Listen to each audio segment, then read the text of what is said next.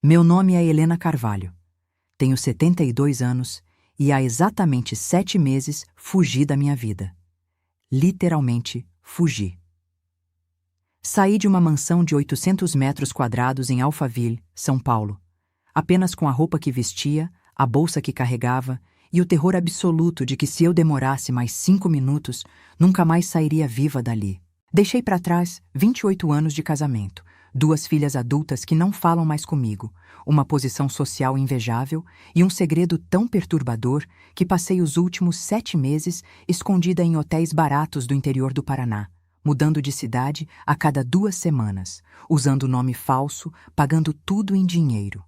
Porque o que eu vi dentro daquele cofre não era apenas evidência de crimes. Era evidência de uma estrutura tão antiga, tão entranhada no poder brasileiro, tão protegida por pessoas nos mais altos escalões, que minha morte seria arquivada como suicídio ou acidente antes que qualquer investigação real começasse. Eu me casei com Roberto Carvalho em 1997. Eu tinha 24 anos, ele 32. Era advogado brilhante, sócio de um dos maiores escritórios de São Paulo. Família tradicional paulista com sobrenome em Ruas dos Jardins.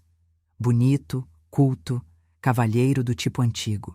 Me conquistou com jantares em restaurantes franceses, viagens para Buenos Aires, conversas sobre literatura. Casei apaixonada. Nos primeiros anos, fui feliz. Tivemos 2 filhas, Beatriz e Cecília. Vivíamos bem, muito bem. Roberto entrou para a maçonaria em 2003. Ele me contou como se fosse novidade social irrelevante. É uma fraternidade filosófica, Helena. Networking profissional, filantropia, discussões intelectuais, nada de misterioso. Eu não me importei. Conhecia esposas de outros maçons, mulheres elegantes que almoçavam nos mesmos clubes que eu. Tudo parecia respeitável, tradicional, quase entediante. Nos anos seguintes, Roberto subiu na hierarquia maçônica com a mesma competência que subia na carreira. Mestre, depois venerável mestre da loja, depois grão-mestre adjunto.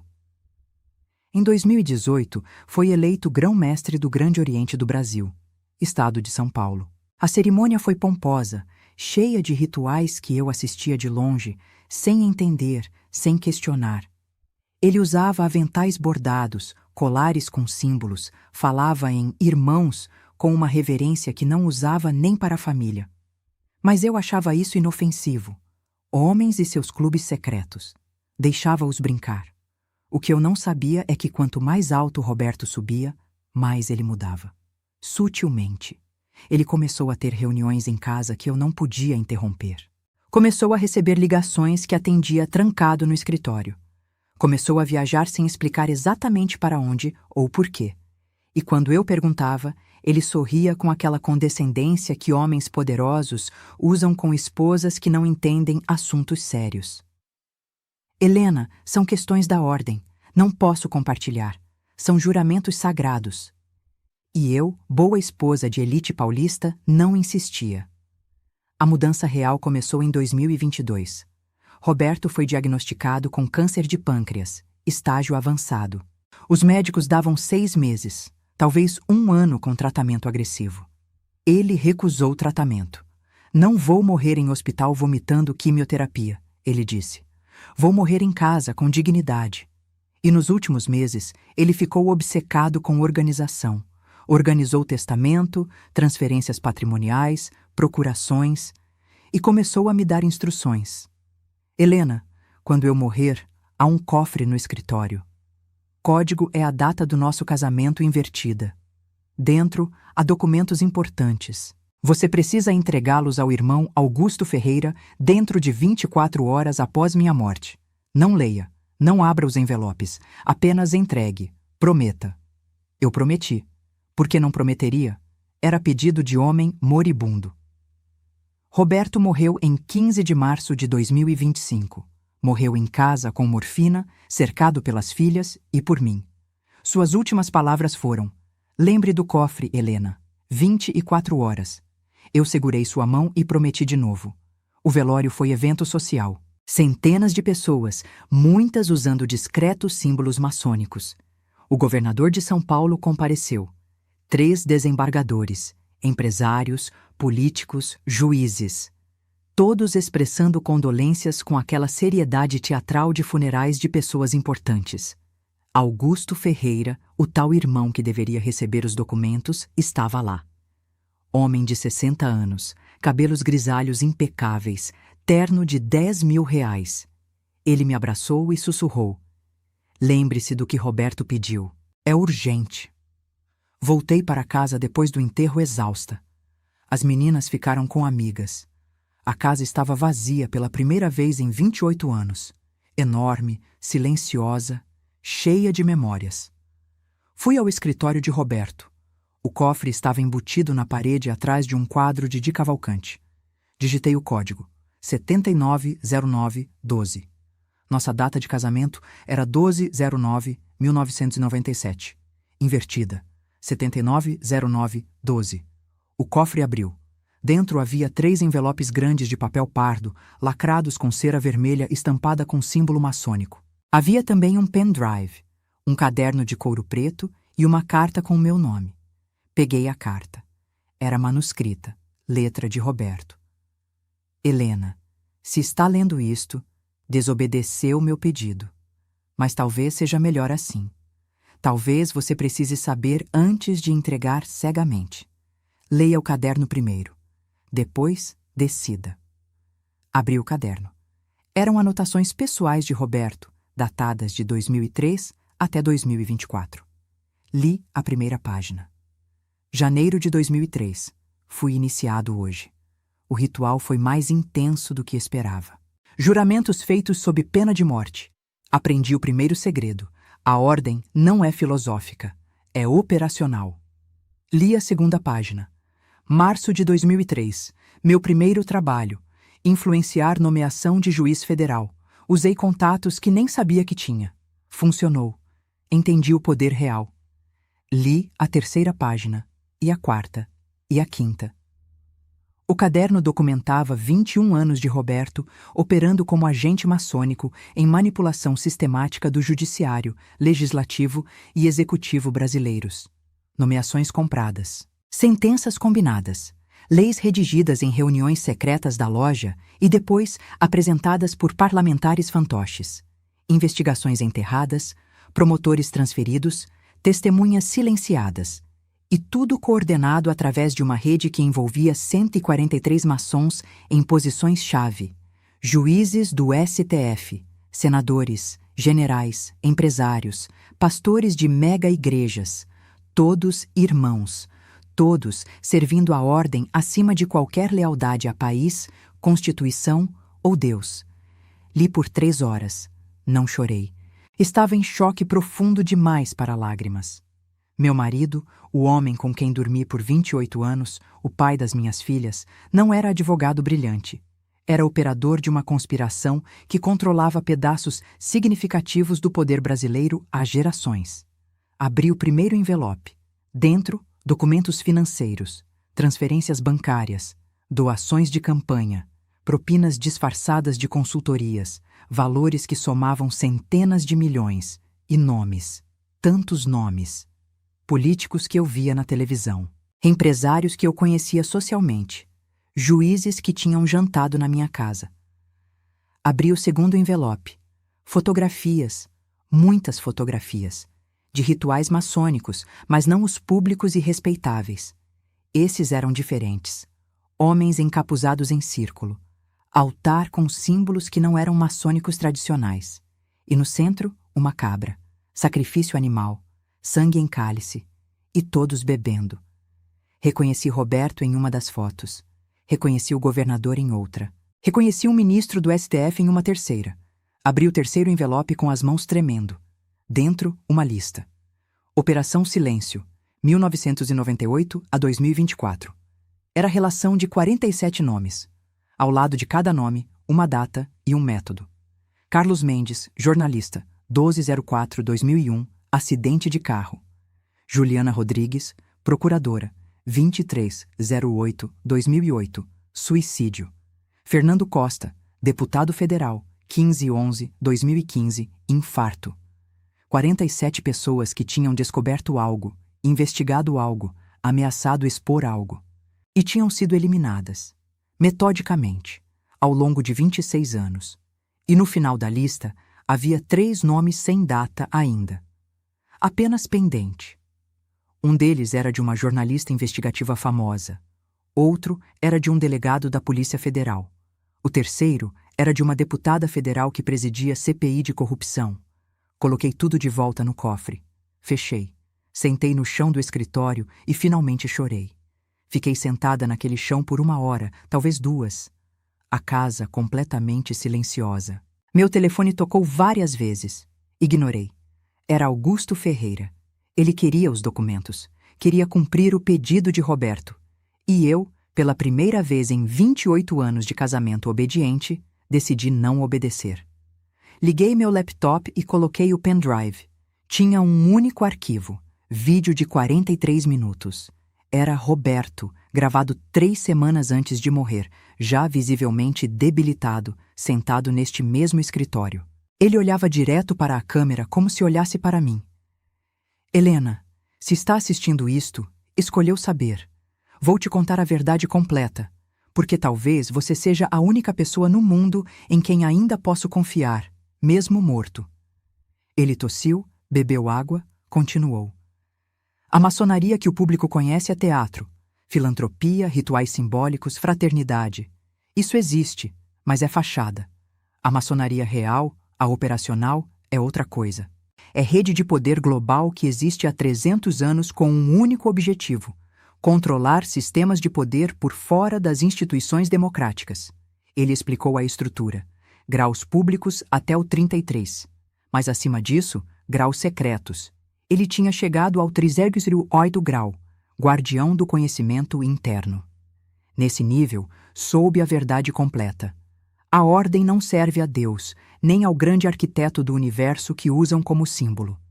Serve à acumulação e perpetuação de poder nas mãos de elite iniciática. E para isso, tudo é permitido: manipulação, chantagem, assassinato. Os rituais que você viu nas fotos, ele disse no vídeo, não são satanismo como cristãos imaginam. São técnicas psicológicas de vinculação. Quando você faz homens poderosos participarem de ato transgressor coletivo, sacrifício animal, juramentos de sangue, nudez ritual, você cria compromisso indestrutível. Eles não podem denunciar sem se denunciar. Estão presos para sempre. Roberto explicou a lista de mortes. Não sou assassino direto. Nunca matei ninguém com minhas mãos, mas dei ordens, aprovei operações, forneci informações que permitiram que outros matassem. E durante anos, racionalizei. Dizia a mim mesmo que servia a propósito maior, que a estabilidade do sistema valia sacrifícios individuais, que essas pessoas eram ameaças à ordem social. Mas a verdade, Helena, a verdade que só aceitei quando soube que vou morrer, é que servia ao mal. Chamei de filosofia, de fraternidade, de tradição. Mas era só poder pelo poder. E eu estava viciado nele. Ele chorou no vídeo. Vi meu marido, homem que sempre foi controlado, que nunca demonstrava fraqueza, chorar como criança. Não posso desfazer o que fiz. Não posso ressuscitar os mortos. Mas posso te dar escolha que nunca tive. Saber a verdade antes de se tornar cúmplice. Se entregar esses documentos ao Augusto, eles serão destruídos. As 3 pessoas na lista de pendente serão mortas nos próximos 6 meses. E tudo continua. Mas se não entregar, ele pausou, respirou fundo. Se não entregar, você se torna alvo. Eles virão atrás de você, inventarão acusações, destruirão sua reputação ou simplesmente te eliminarão discretamente. Viúva deprimida se suicida 6 meses após morte do marido. Ninguém questionaria. Ele se inclinou para a câmera. Então, Helena, escolha. Ignorância segura ou verdade perigosa. Vida confortável ou consciência limpa. Não te julgarei qualquer que seja a sua decisão. Já te pedi perdão por te colocar nessa posição, mas não posso morrer sem te dar a chance de escolher. O vídeo terminou. Eram 23h30. Augusto tinha ligado 7 vezes. Olhei para o cofre, para os envelopes, para a lista com 3 nomes pendente. E tomei decisão. Copiei tudo. Documentos fotografados, pendrive duplicado, caderno escaneado. Salvei em 3 pendrives diferentes. Guardei um na bolsa, um dentro do forro do meu sapato, um no sutiã. Às 2 da manhã, saí de casa pela última vez. Não avisei as filhas. Não deixei bilhete. Simplesmente fui. Peguei táxi até rodoviária. Comprei passagem de ônibus para Curitiba com dinheiro. Joguei meu celular no lixo. Cheguei em Curitiba às 10 horas da manhã. Fui direto ao escritório da jornalista investigativa, Carolina Mendes, um dos 3 nomes pendente na lista. Entrei na recepção parecendo louca. Cabelo desgrenhado, roupa amarrotada, olhos inchados. Preciso falar com Carolina Mendes urgente. Tenho informação sobre organização que planeja matá-la. Segurança quase me expulsou, mas gritei: maçonaria, grão-mestre, lista de assassinatos. Carolina ouviu do andar de cima. Desceu pessoalmente. Conversamos por 6 horas. Mostrei tudo. Ela gravou meu depoimento, verificou documentos, fez ligações para fontes dela. Finalmente disse: Helena, isso é maior que qualquer investigação que já fiz. Mas também é mais perigoso. Se publicarmos, você nunca mais terá vida normal. E mesmo assim, podem te matar antes de chegarmos a julgamento.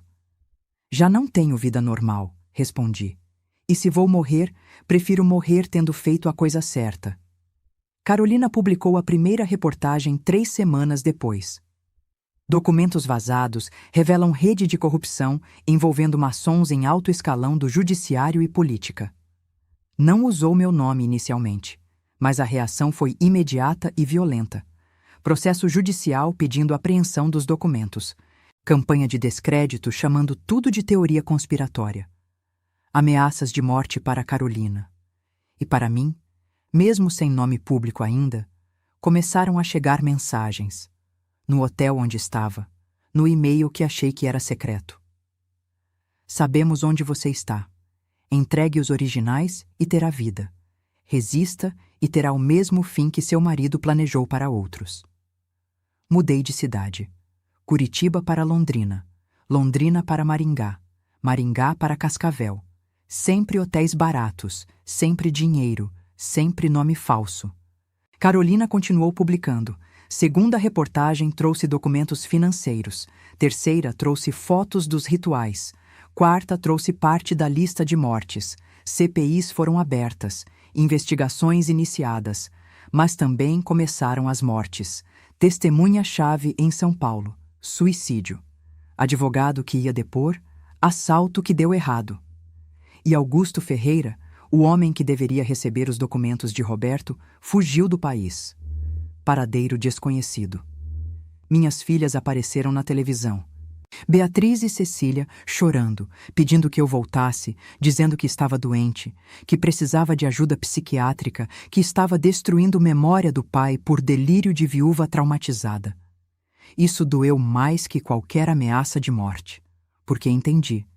Elas foram cooptadas, talvez não conscientemente, mas irmãos, próximos da família, homens que elas conheciam desde criança, convenceram minhas filhas que mãe enlouqueceu. Perdi tudo: casa, dinheiro, filhas, reputação, identidade. Vivo com R$ 800 por mês que Carolina me repassa secretamente, como em restaurante popular. Durmo em hotel que cobra por hora. Uso roupa que compro em brechó. Tenho 72 anos e pareço ter 90, mas 3 coisas me mantêm viva. Primeira, Carolina Mendes não foi assassinada. Lista dizia pendente, mas agora, com exposição pública, matá-la seria confissão. Segunda, 2 juízes da lista já foram afastados. Investigações avançam, lentamente, mas avançam. Terceira, recebi carta anônima semana passada. Papel simples, sem remetente. Dizia apenas: obrigado por não me entregar. Seu marido me deu escolha igual. Escolhi mal. Você escolheu certo. Continue viva. Um irmão arrependido. Não sei quanto tempo tenho. Talvez me matem amanhã. Talvez consiga sobreviver até investigações se concluírem. Mas sei que fiz a única coisa que permitiria eu me olhar no espelho. Recusei ser cúmplice. Recusei segurança comprada com sangue de inocentes. Recusei herança de 28 anos de mentiras. Roberto me deu escolha: ignorância segura ou verdade perigosa. Escolhi verdade. E se tiver que morrer por isso, morro sabendo que 3 pessoas na lista pendente ainda estão vivas porque eu não entreguei aqueles envelopes. Às vezes penso, valeu a pena? Perder tudo por princípio que maioria nem entende? Mas então lembro do rosto de Roberto no vídeo, chorando, dizendo, servi ao mal. E sei que sim. Valeu, porque prefiro morrer, tendo traído a ordem, que viver tendo traído minha alma. Meu nome é Helena Carvalho. Tenho 72 anos. E estou viva hoje para contar isso porque escolhi a verdade. Que Deus permita que eu viva tempo suficiente para vê-la vencer.